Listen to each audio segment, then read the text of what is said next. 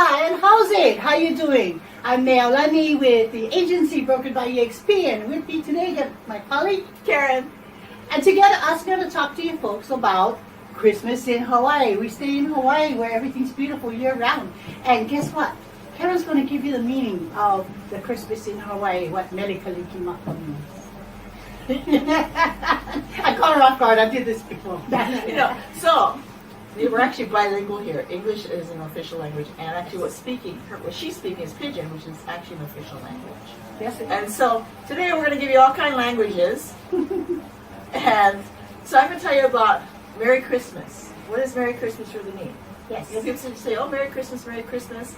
Okay, but Merry, I got it all written here. Merry, of course, means to be happy, joyful. And Christmas, you got Christ and Mass. And Mass is celebration. Yes. Just like when you talk about the Catholic Church, they have Mass, right? It's a celebration. So Merry Christmas is a happy celebration of Christ.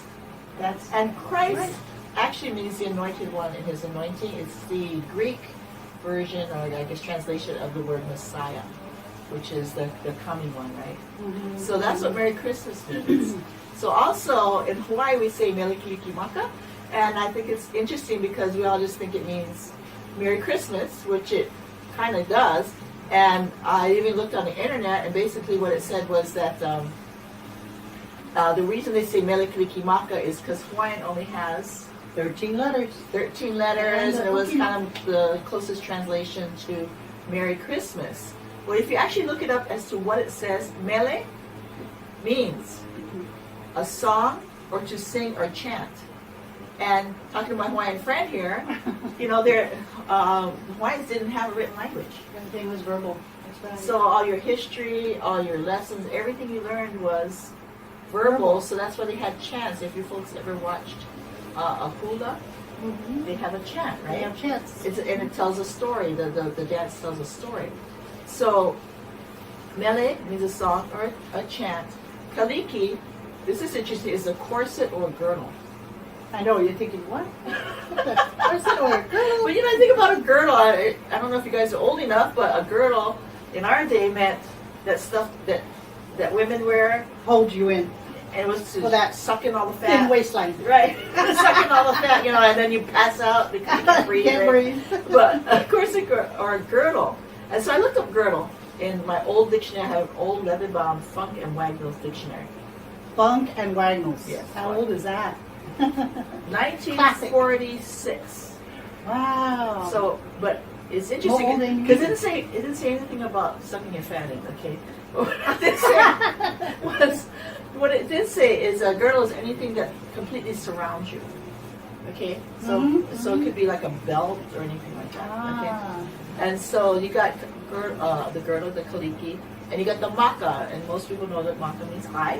Yep. Right? Yep. It also most means, common usage. Yeah. Also means face, countenance, presence, as in being in someone's presence, sight or view. Okay, so here is what. Wait. What? There's one thing, we had talked about this earlier, and there's one other thing about kaliki that you had told me about that really hit home. You know how she's saying it's like a belt, it surrounds you, the girdle surrounds you, but it surrounds you to support you. It's not there to hold anything in.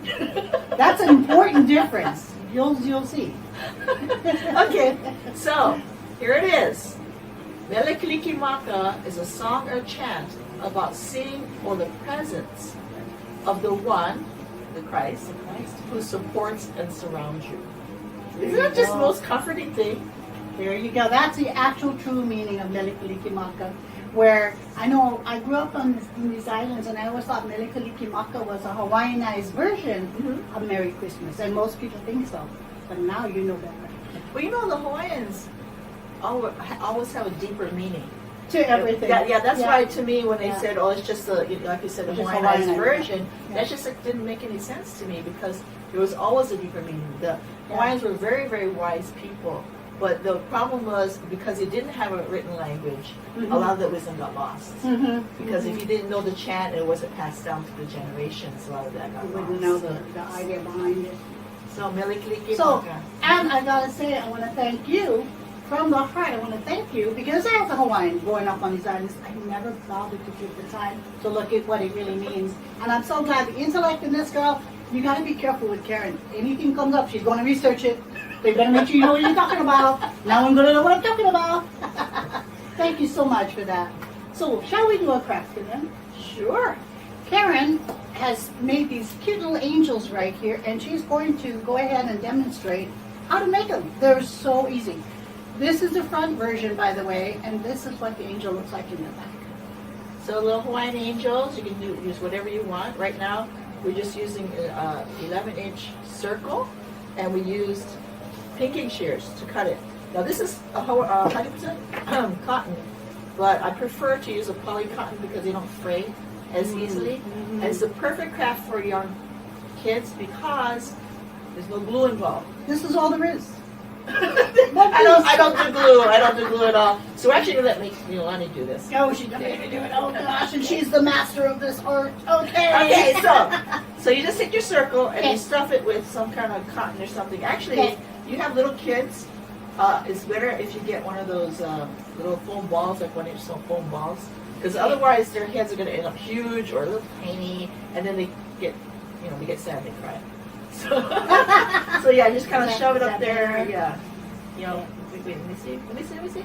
So you should do it. She's a master at this. I don't know about I that. think that's so clumsy. Yeah. I make boxes, okay?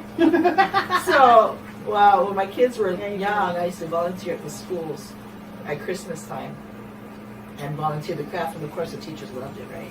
Because that means they didn't have to come up with something. And I would bring everything, and the kids loved it, and they would always wrap them up and give it to the parents for Christmas. Makes cute little Christmas gifts. Okay, so I'm going to use some ribbon here. So all it takes is some fabric and some ribbon, whatever color you want. You can use any kind of fabric that you want. And it's nice because after Christmas is over, it's really easy to pack. You can't squish them, you can't crack them.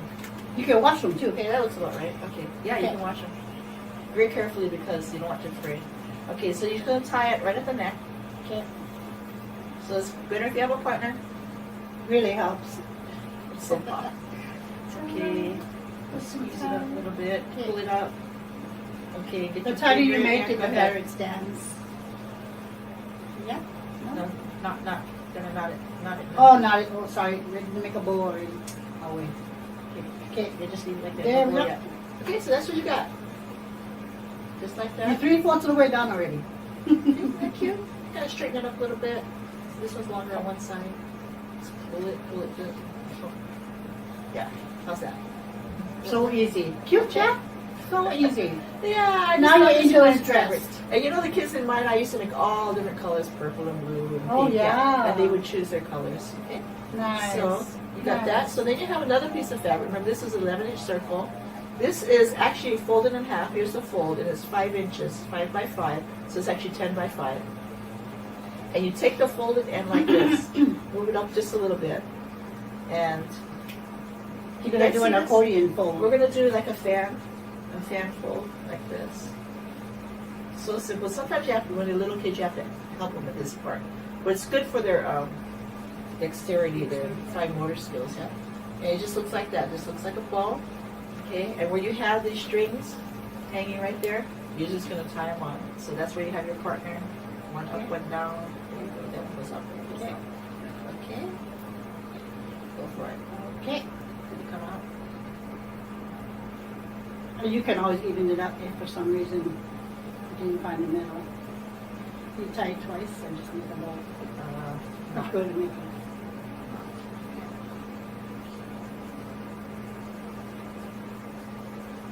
It's the kind of craft that you don't have to think about it. You just You're pretty much Yeah. done. Now all you're Yeah. gonna do is decorate it. So you would tie the back bow into the back into a bow, the string, the ribbon into a bow. so like the And back then will you look like get- this. Then you get some other ribbon, whatever you want. This is a kind of a shiny one, Oh, nice. and we're just gonna tie it in the front, and just make another bow just for decoration. You can decorate it any way you like.